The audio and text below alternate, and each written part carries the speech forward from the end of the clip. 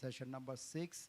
And in this session, I will be with you as a chair. This is Professor Ahmed Kamruzzaman Majumder. I'm teaching at Stamford University, Bangladesh, and I'm the Dean of School of Science. And today we have, we're supposed to have 5 presentation, and so far I realized 2 presenter is not present yet. So we have 3 presenter and we have time 1 hour 15 minutes. So the presenter will be getting more time and the audience will be getting more time for the question and answer and interaction. So first of all, I would like to invite the first presenter, Bara, Wahbeh, and I would like to request you introduce yourself and continue for your presentation. Mr. Bara. Good day, everyone. My name is Bara Wahbeh. I'm the Executive Director of AKYAS Environmental Consultancy. We're a company, we like to call ourselves like D&D, Design and Development. Yesterday we pitched our first product, which is a low-cost product. It's an, we are a D&D company, Design and Development, Discovery and Development. We develop and design product. We've been doing this for the last 6-7 years. We have a multinational team that cover multidisciplinary approach from chemistry to product development and product design. So the product I'm going to talk about today is the 5th product in our pipeline. Yesterday we did a presentation about the effluent divergent unit. It's a plastic fitting focused on low income communities. Today product is the opposite. It's a cutting edge technology still in the R&D. And we want to take it out to the field to test it. So the goal of the presentation is to find a partner to test it with them in the field. So the technology is about generating nanobubbles in the effluent. So before we dig deep into what we do, I want to put the framework for the nanobubbles. So in the literature, anything in this, any bubble gas in the size or has diameter of 1 micrometer is considered a nanobubble. The good introduction for nanobubble are bubbles with a diameter of 100 nanometers. The difference is, even though it looks very close to each other, the difference is massive. The smaller the bubble you generate, the longer the bubble can stay in the effluent or in the liquid medium. And that's because of the Brownian motion. So the bigger the bubble is, the faster it will go to the surface and burst. The second thing, when you generate a small bubble, it will have a shell with a low pH value that will be able to attract pollutant. So if it attracts organic pollutant, it will break it down. And if it attracts inorganic pollutant, it will precipitate. The latest research on these and the nanobubble technology is focusing on increasing the oxygenation rate in the effluent, and this is what we're doing. And the other is trying to advance the oxidation by introducing different gases, such as ozone gas. I'm sorry, this is an old slide. We don't have the system methodology. So I'm going to explain the system. Is it okay if I send you another slide now, because we're missing a methodology? We're missing, huh? So our system is simple. We have a pump. We have a gas inlet followed with a pump with a gas diffuser. The gas diffuser is our component. And the outlet of the system gives you the activated water. It's placed at the top of the barrel, and at the bottom of the barrel we have the intake for the pump. Our system specification is 25 kg weight. Capacity is 2 meter cube per hour, and consume 1 kilowatt hour. So it's a portable unit. You can plug it and go to anywhere you want to go. We put it in a Pelican bag for convenient. So here you can see our first experiment where we used a compressed gas. We had a barrel of 160 liters. In the first picture at the top, you can see the color of the water. With a barrel or system capacity of 160 liters with a circulation flow of 35 liters per minute. Every 4.5 minutes, we do one circulation for the system. We took pictures as we are doing the introducing or injecting the nanobubble. You can see how the water color is changing. So the more time we spend until we've hit one circulation time, the water becomes like very white. This is the first observation. The second thing, which was very interesting for us, was we were like looking to the increase on the water, the dissolved oxygen in the water. Our sample reference was at 12 degrees, and we were injecting 1 liter of compressed gas to the system. Keep in mind, when we talk compressed gas, 20% of it is oxygen only. In minute number 5, we went from 5 milligram to 8 milligram. We stopped the experiment at minute 5. After 4 hours, we reached almost 20 milligram per liter. And by the next day, after 24 hours, we dropped to 12 milligram per liter. Now, when we tried it with pure oxygen, 99% pure oxygen, you can look to the sample after 5 minutes how it looked like. We went from 5 milligram to 65 milligram, and this is almost 650% in terms of the amount of oxygen the water is supposed to carry. The saturation level is almost 11 milligram per liter. In parallel, we measured the pH, and we saw a big increase. We went from 6.3 to 7.8 pH value in 5 minutes. And after the bubbles stayed in the water more than 48 hours. At 48 hours, we had around 32 milligram per liter. And this is very high value compared to what exists in the literature.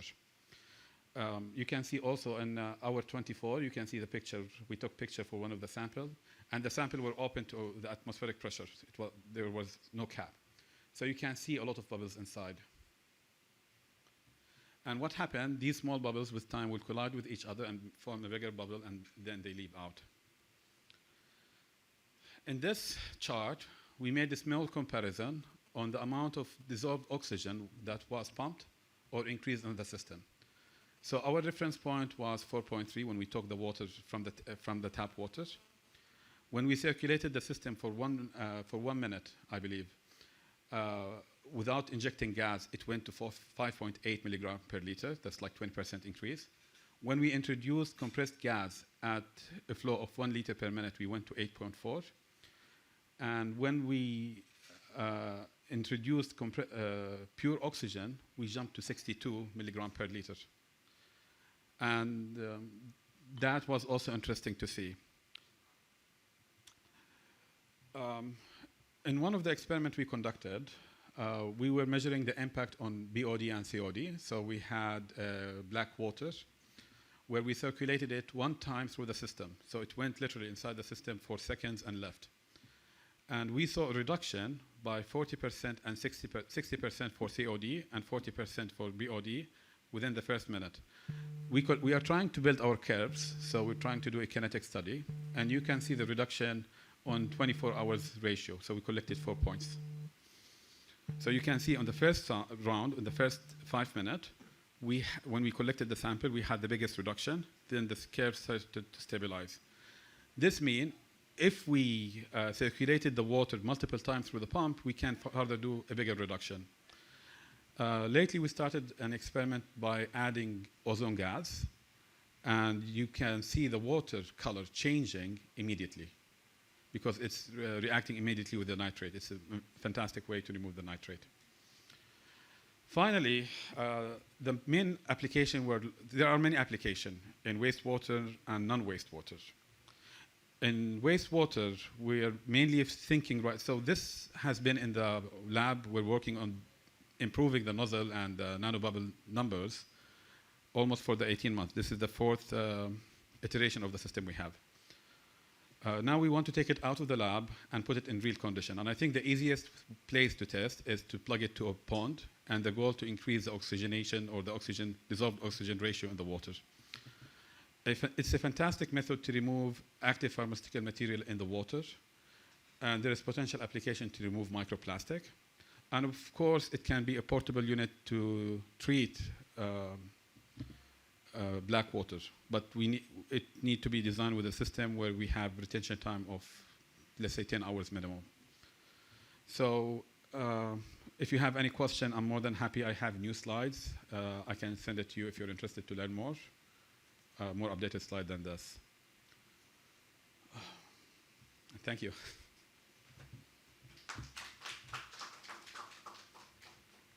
But this takes time and a lot of energy.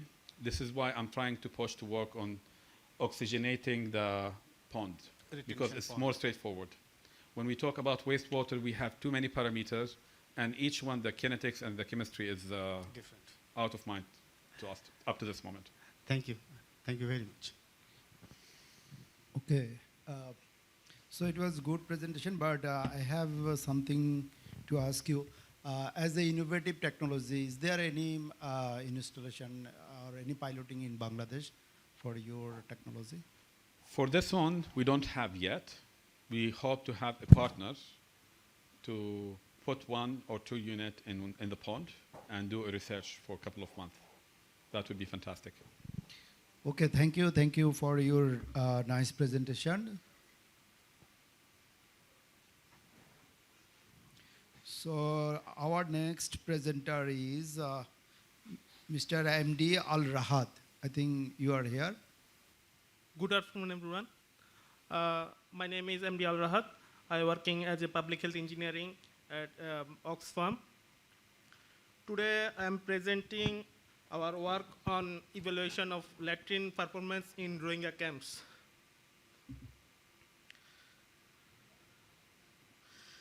Here present my former colleague, Mr. Shafatul Haq. He also a co-author of this project. Here I will present highlight of key findings and challenge on on-site sanitation system and in humanitarian context.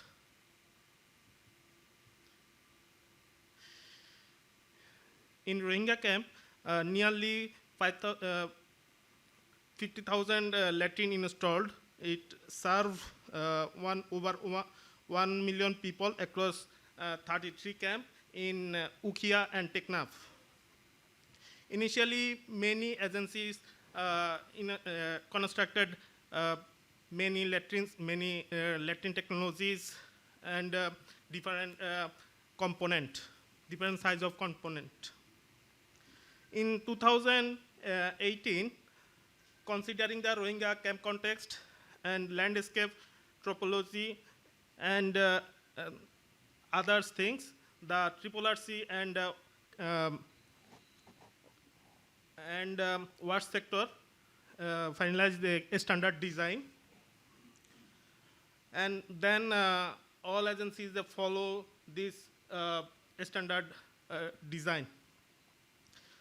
Now,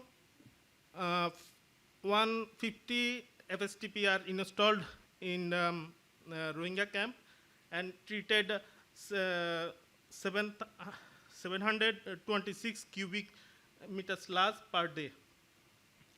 But in same time, latrine dislodging tendency is increasing, need more resource. And many agencies facing a challenge transportation and treating fecal sludge. As a result, public health in at risk. To addressing this issue, we evaluate the potential accumulation of settled solid and in latrine compartment, and proposed a timely and efficient solution of improving sanitation system. However, we have a limitation. We only 50 sample. We only collect 50 sample in 2 camps, Camp 3 and Camp 4. In camp, many latrine installed, like emergency latrine, septic tank, and twin pit latrine, direct pit latrine, and biogas, as well as biofield latrine. In 2022, we launched a mobile application it known as PTAP, to monitor the latrine performance, as well as it give a prediction of dislodging. Here shows the data from December 22 to December 24. This showing the data. Septic tank is more dislodging latrine. We research we evaluate the sludge generation rate in camp. We hang the bucket inside the latrine or outside the latrine. We monitor this bucket 48 hours, and we calculate different ages, different group, latrine user group as well. And then we measure this by weight, and we calculate it in a liter.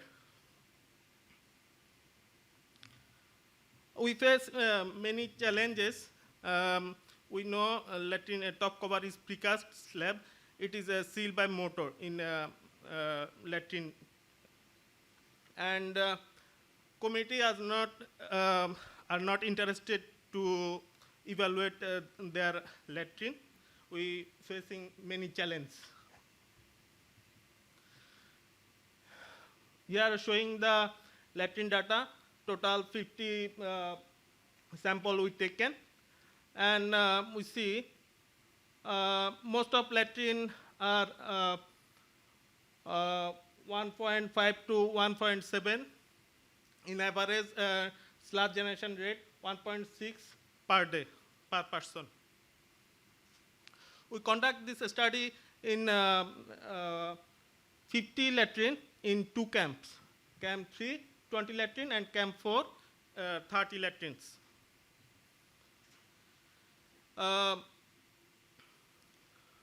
We put a measurement scale in a septic tank and a pit latrine. Here is here showing a graph, sludge generation rate and a fluctuation rate. We monitor this latrine for 5 days. First 2 days is going gradually inclined. It means sludge generation rate increasing, then it flat, means it fluctuated and infiltrated in latrine pit. And then it goes to incline, it means sludge generate again high. Here showing we found 3 types of latrine now in Rohingya camp. One is partially solid. It means in bottom pit, it almost one ring is solid, and another is semi-solid. Another rings are semi-solid, and another type 2 is heavily solid. It from bottom, it 3 to 4 rings is fully solid, and another is semi-solid. In solid pit cannot pump out, and another type is fully solid. It is not pump out by existing system. In Rohingya camp, we used to robin pump and submersible pump and mud pump, but it's not possible. Alarming is first one, type 1 and type 2 becoming fully solid if we are not take initiative to pump out solid sludge. And latrine efficiency will increase if foreign particles are removed from pit. Another analysis, we collect liquid solid sludge from latrine pit, and it dry out by sunlight, and we see organic waste is 79%, and here also bones, eggshell, and plastic, different type of plastic. We found leather, cloth, and mixed waste. mixed waste is not defined. It is a salary type. It's not defined yet. And alarming is also we found a medical waste in latrine pit. It is communal latrine, but we found medical waste in a latrine pit. If we remove foreign particles from latrine pit, then disclosing interval for 2 weeks. If not 2 weeks, or if we remove the foreign particles, the interval was 5 weeks. And in latrine bottom pit, we see 1 meter. It is accumulated solid sludge with sandy soil. And the critical factor of achieving lower emptying the frequency continue to be improving the infiltration capacity day by day decreasing. And latrine containment efficiency will increase if foreign materials can be removed from existing latrine pit. And during our study, we saw drain field and soak pit are not working. If soak pit and drain field is working, latrine will be more efficiency. Thank you, sir, for your valuable presentation. Just on the last slide, I have one question. That has been discussed, the sludge removal intervals, I believe. Before that, yes. It is clearly mentioned here that dislodging interval more than 5 weeks if it is foreign particles are removed, right? What about the regular interval if it is, the sewage sludge? It is more than 5 weeks we cannot maintain. At the maximum at 5 weeks we have to dislodge, right? Yes, it's designed for 5 weeks. Design. From there, I have a solution. Maybe I want to share with you for your information. Maybe it is very much will be effective for that particular reason. That is one system I know. If we can merge with this system, one technology is called Jokasu. Okay. Okay. That will help us a lot. Maybe as per their dislodging procedure, as a technical catalog or specification, they are guaranteed to not to dislodge even before 1 year. Okay. And they have a lot of... You use Tiger-Arm? No, this is Jokasu. I'm talking about Jokasu and Japanese technology. Okay. And you will be astonished to know there are some projects in Bangladesh where I have particularly visited and found more than 2.5 years they don't dislodge at all. So I believe it's a big achievement if we can merge instead of septic tank. Same time, with this innovation technology, we are talking about sustainability, we are talking about environment, good health and good practices, dislodging procedure. Lot of things are coming all together as an integrated process for sustainability.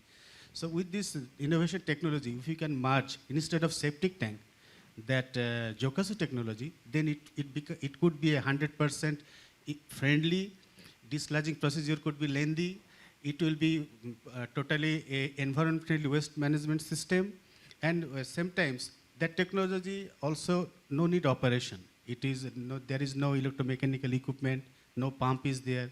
In between the Jokasu system, I found the 4 segments are there, and anaerobic, aerobic bacteria chambers are repeatedly working 24/7. So the terms waste management, domestic waste management system, that is also been totally resolved. And the treated water from that system, that is coming out from that system after sewage treatment, that is also complying DOE requirements, that discharge water parameter. If it is that, then we can reuse that water as well for your toilet flushing as well in that Rohingya camps. So we can save at the same time lot of water, we don't need any power consumptions, we are hassle-free for operators, and we are at the same time talking about the environment-friendly one solution. So the way I like this system, I just find this much observation only, that if 5 weeks I have to dislodge, it's a big, big hassle, I Challenge. believe. So we cannot say that we are in a developed age. Because when I was in school, then I see that pit toilets are there. Some people are coming every week. Sometimes they are taking those soils and all, everything by manually. I feel like that we're at the same age. So Okay. as a developing country, and when we have the solutions, in 1958 the technology is there. It is established almost so many countries in the world. It's proven technology. I believe if you could, instead of simply, it is simply going very nice, I believe it's a very good solution for the time being as well. Just instead of septic tank, if you could install the technology parallel to that, then it could solve the complete solution. I believe as an innovative technology, we can say it's a perfect one. Same time sustainability, because no need operator, no need maintenance, it will continue for year after year. So sustainability is ensured, environment is ensured, operator no need. Even the this electric consumption for the system, only one blower is there for aerobic bacteria to live with. And that is also, we in our domestic, we use fan, overhead fan. That is 100 watt almost, is starting time, and after that 80 watt or something. So 2 fans, watt is only it will take. So it can be operated as solar system as well. So if we say nature is so blessed to us that we have complete resources without any cost, just once install forever to maintain sustainability and this beautiful sanitation innovation technology. Thank you, sir. Thank you for having patience and listen to me. Thank you. We'll communicate. Yeah, with you. surely. We'll love to know each other for more. Thank you very much. Yeah, just a suggestion as well. I used to work in one of the Rohingya camps in Myanmar, and we had a similar problem of the pits filling up very quickly. One of the things we tried, which was based on some research in Malawi, was using high pressurized compressed air to break up the solid sludge at the bottom of the pit, so that it could all be removed. Yeah, happy to share that research with you, and if that's useful. Thanks. You work for? What? And now I work for WaterAid, but I used to work for Oxfam. Okay. Hello, this is Shafiq from Sajida Foundation. I just wonderful to know the real ground research experience from your presentation. Just I want to know the relation between the R&D to the implementation. When did you carry out this research? When the time was? It is 2023 to 24. 24. That's been very recent. Did you recommend this kind of output to anybody in the working and other donor agencies or maybe implementing agencies, even Oxfam itself implementing agencies, to adopt this kind of technology to release some overburden or pressure from the existing systems built on there? Anybody has adopted this kind of initiative to remove the foreign particle, unwanted particle to dislodging? We are piloting a technology. Mm-hmm. We using wrecker, scammer, and we introducing crash buster, and we recently try 3 horsepower mud pump, but it's difficult. It's difficult to. Our expecting is very high. Expectation is definitely very high. It should be. I just figuring out the But real yet not challenge, real ground finalized. challenges. Like it's quite bit easy for Rohingya camps because lots of agencies working there. But when it comes to the individual household in rural areas, so it's kind of bit difficult for the household to open the pit and clear the foreign particles. We need to set up an extra arrangement like a particular Western sanitation worker to reach out there. But it's a good study to know that foreign particles are decreasing the lifetime of the pits. So thank you so much for your presentation. Thank you. Okay. Is there any more question? If not, then we would like to thank you again, Mr. Rahat, for your wonderful presentation. So, yes, thank you, Mr. Rahat. So, our final presenter is Farah Naznin. I would like to invite presenter number 4, Ms. Farah Naznin Appa, for her presentation. Thank you for the floor, sir. Hello, everyone. This is Farah Naznin. So I am working as a technical officer at WaterAid Bangladesh, and today I'm going to present Biosolid as a sustainable solution for fecal sludge management. So before going to talk about Biosolid, let us talk about why we need fecal sludge management and why it is crucial for Bangladesh.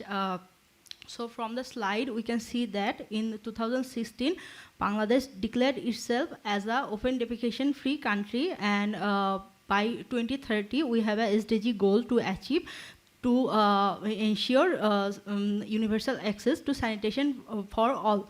And if we are seeing the current states of Bangladesh, we can see that we have achieved only 31% safely managed sanitation. So it means that yet 69% of the sanitation service are unsafely managed, and the fecal sludge is going to environment somehow, and it is creating effect and also health hazard for us. And for the climate vulnerable areas, this problem is more crucial. So we need a permanent and sustainable solution for our fecal sludge management. So if we see, so what is Biosolid? So Biosolid is mainly a resource which is transformed and treated from the fecal sludge, which is which is fulfilled of nutrients, and it can be used as a cost-effective solution to provide the soil potassium, then nitrogen, and it can also fill the gap of the soil by providing zinc and vanadium. And it also helps in increasing the growth of the plant. But it is not very easy for Bangladesh to use Biosolid as a compost, because there is many challenges lies. There is a lack of evidence and research for using Biosolid as compost. Then there is social taboo, so there is lack of acceptance for Biosolid as use of compost, and also we are lacking of learning sessions for our farmers to teach them how to use Biosolid as a compost. And also we are in lack of proper infrastructures, and without proper treatment, the fecal sludge can cause many potential hazard. So here we are seeing the sanitation value chain that we are maintaining at Soedpur municipality through our fecal sludge treatment plant. So from here we can see the whole process from collecting the fecal sludge from the pit or septic tank, and it goes through the pre-treatment process, then treatment process, then post-treatment process for removing the pathogens, and then transforming it into compost. So currently we are generating co-compost there by mixing the both solid waste, fecal sludge and sawdust, so that we can maintain both the fecal sludge and the solid waste problem together. So the co-compost we are generating, we are using them as soil conditioner, and if we can see the picture, so we regularly do routine checkup for our soil conditioner, and for almost about 15 parameters we check them on a routine basis, and for all the parameters they made the government standards for compost. Then for assessing the Biosolid, we also use the Biosolid in different plants. Besides the chemical fertilizer and the organic fertilizer we found in market, so we are seeing the graphs. So the orange line is showing the growth of the plant using the Biosolids. So we are seeing that in every cases it gives better result for the Biosolid than the chemical fertilizer and the other organic fertilizer.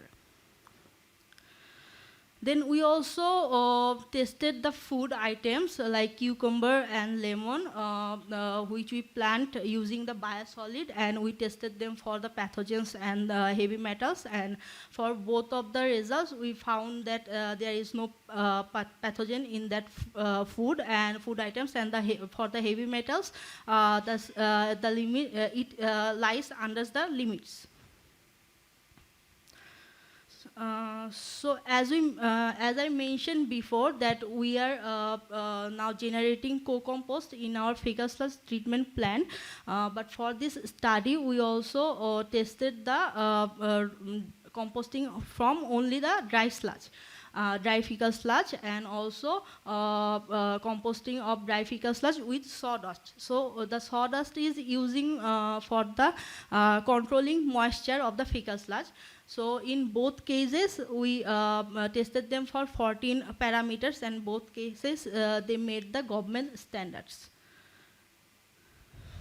So from here, by testing the biosolids and co-compost, we found a very interesting thing that the biosolids give better results. The older batch of biosolids give better results than the newer batch of biosolids. Means the older the biosolids gets, the better results it will give. So finally, from our overall findings, here are some recommendations. So we are also trying for the licensing from government. So we are recommending that if we can increase the acceptancy among community and break the social taboo, then we can also increase the use of biosolid, as we are agriculture based country, and biosolid can be a sustainable solution. And we can also arrange a good learning session for our farmers so that they can know how to use the biosolids.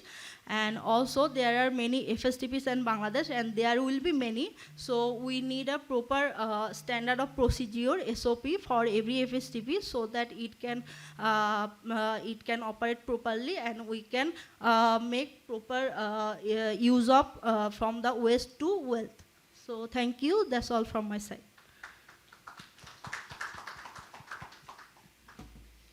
Okay, thank you. It's really interesting for our Naznin Appa. So the floor is again open for the question. So I know many questions will be there because it is very important for us. Okay. Volunteer, please.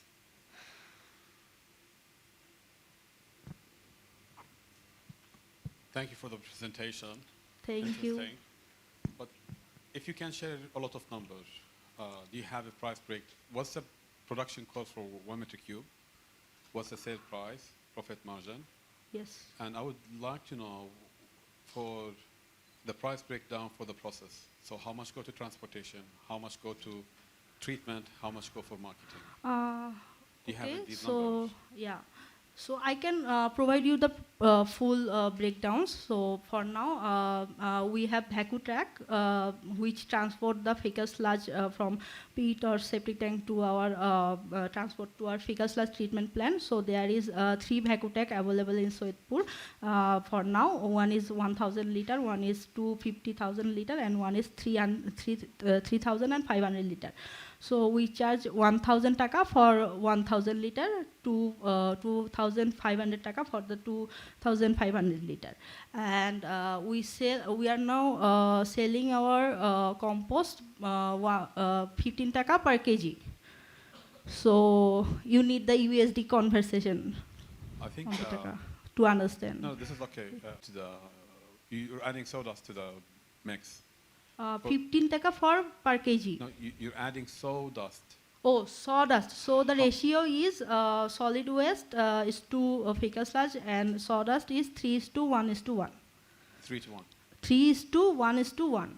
I see. Okay. Thank you. Three portion of solid waste, 1 portion of fecal sludge, and 1 portion of sawdust. Interesting. Final question. Don't you think instead of starting with the farmers for agricultural application, you can start with municipalities for public spaces and so on? Isn't that easier pitch to sell because you can have a lot of public spaces to support? I didn't understand your question. Why not to target the government? Yeah, we are targeting the government. The FSTP is running by the municipalities now. So they are the government there. No, the sales of the bios. Yes, we are trying for the licensing process, but in Bangladesh we need some time for the licensing process and all that. So we are trying to getting the licensing process, and if we get the license, we can increase our sale also. And we are thinking of involving private sector, as you heard before that in Soedpur also we gave the solid waste management system to a private sector, and they are running it very well. So they are generating money from there. So I might be very curious, or I'm the only. Anyway, I am again. Thank you, ma'am, for your presentation. Thank you. And especially what I found after your presentation, that where you just start, where I end, you start from there. Okay. So together we might change a big change for the country. Like I'm actually senior manager from Jokasu Technology, Daiki Axis Japan. Yes. So we have more than 60 projects already accomplished in everywhere, all over the Bangladesh in different division. So we have the possibilities. We are generating sludges. Okay. But not as frequently as it is generally happens. Once a year, periodically, we are changing. We are dislodging. So this dislodge is can be worked together with WaterAid. Yes, so sure. we can make it a fruitful solid compost and all this. Sure.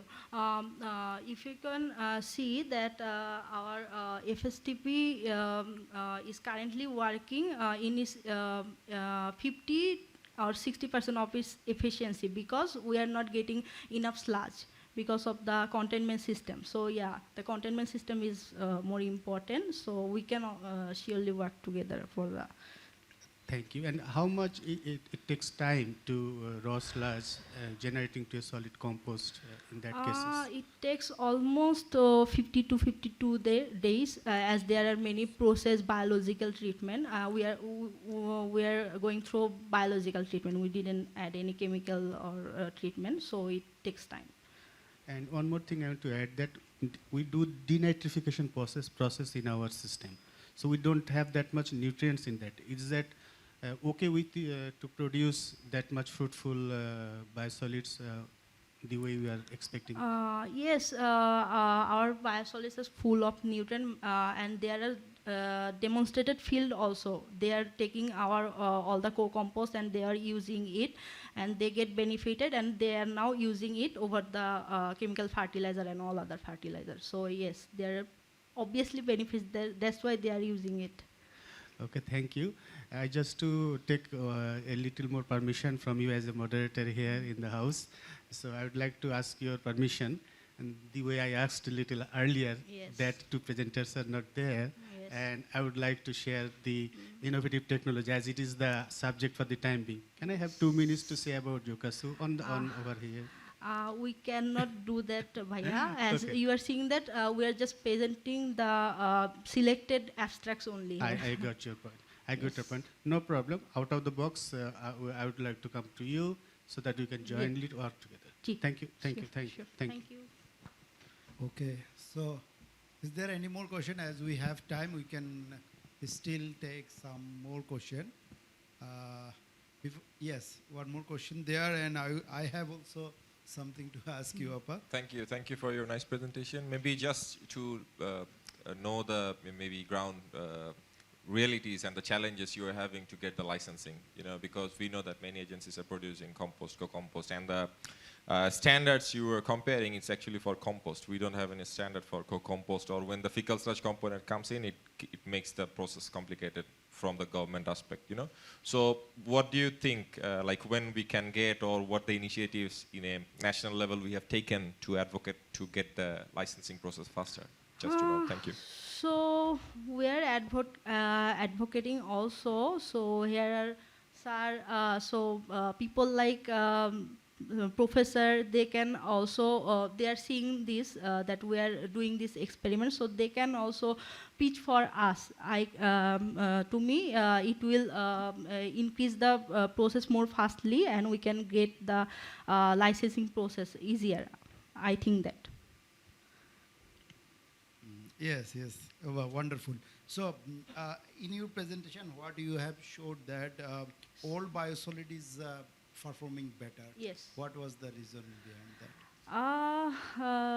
So we are on the analysis process. So we didn't actually find the exact thing, but I guess the moisture content get settled by the time. So it can cause this reason also, and you can tell better also. Okay. So, who are the actually possible client for your compost? So the farmers of Bangladesh. Is there any chain towards the like rooftop gardener in Dhaka city? No, we are not yet reaching them. We are just reaching towards the farmers for now. If you do that, consider me as your customer. Oh, as well. okay, sure. Okay. So thank you again. Big hands for all the presenters, including Farah and Naznin. So with that, we want to conclude the presentation. And before concluding the session, I would like to thank you all the audience, all the participants, and our timekeepers, as well as the reporters and all the supporting staff for being with us. And I would like to invite first the presenters here to take a group photo. Then all the participant audience will be invited to take a group photo. Thank you so much.